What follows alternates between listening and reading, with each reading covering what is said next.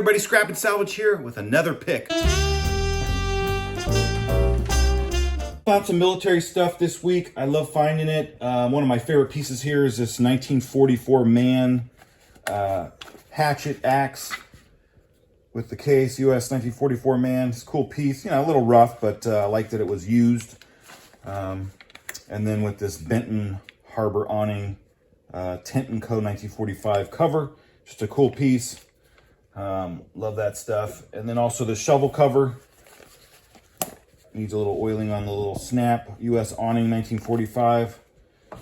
This is just kind of a generic, this isn't even military issue, but I picked these up because people do buy them. Found this little, I don't know if it's a jeweler's anvil, but aluminum, or just a novelty one, but anvils usually sell. People like them, collect them, display them, that kind of thing. Found this Shasta, I want to say it's for a boat, but it's really cool. It's got this, you can open it up like that.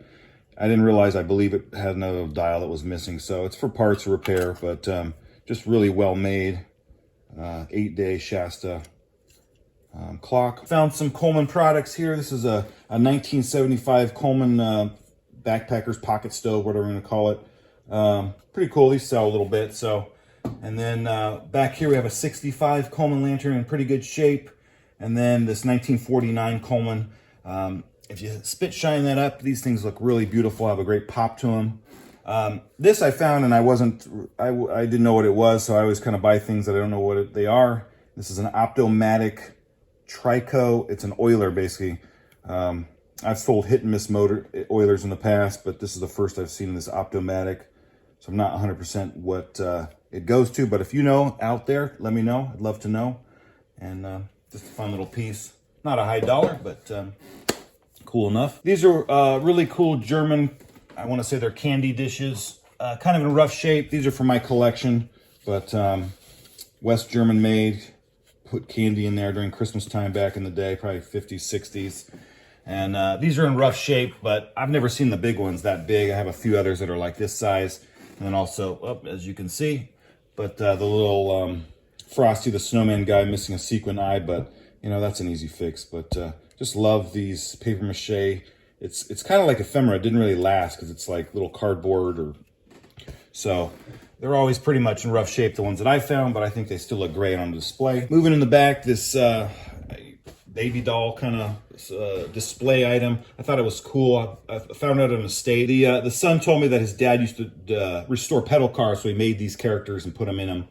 And I did find a couple molds. I'm not 100% if this is one of that the dad made, but I thought it was kind of cool. It's like a little mannequin display thing. Fortunately, the arms are here, but they're out. So someone, if there's ever any interest in this outside mine, then maybe someone will put it back together. Keeping with the kids' theme, found these like 50s, 60s jackets. Thought they were really cool. You know, not a huge seller for me, but every once in a while you get people who want to give a gift of vintage clothes to their friend who had a baby or for their own kids, but those are fun. Found this cool 1925, it says Star-X Coca-Cola bottle opener. This is an early one, pretty good condition, made in USA. Those are fun to find. This little RPM gauge, tack, whatever you call them. Needs a polish, but that'd be cool on your little vintage car. Got the wiring all there, so. And then this, it's probably World War II Army Air Force pillow. Yeah, it has a little quote here. If you could only know, my dear, just what you mean to me, you'd know that all my thoughts are yours, and so full ever be. And Kesterfield, Mississippi.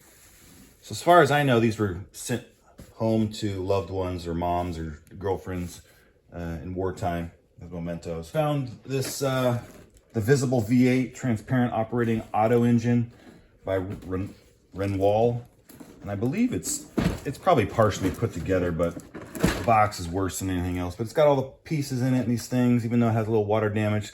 It does look like it's been put together. I see the glue marks, but looks to be mostly there, if not all there. So I've sold a couple of these different model kits in the past, made pretty good money, so it's worth the gamble. One for the collection, Last Bite Snail and Slug Killer Attracts and Kills. I don't know, just the graphics and the color on these boxes. This has never been opened. High green liquid fertilizers. I just love it, you know. And I have I've said before, a little small collection of bug killer sprays and whatnot. So now I'm adding a box to it. And this one had something marked out. I don't know what it says there, but thought that was really cool. One for the collection, just to show you. And last but not least, we're gonna pull this, you know, vintage bird cage. I don't know, just something attracted me to it, so I grabbed it. I don't feel like the bird would have a great life in these little small compartments, but maybe it was like to sell birds or something. Anyway, that was it. These were some of the finds this week. Thank you again for watching. Always appreciate you. Please like and subscribe. And we'll see you next time. Hopefully some great finds. And thanks again.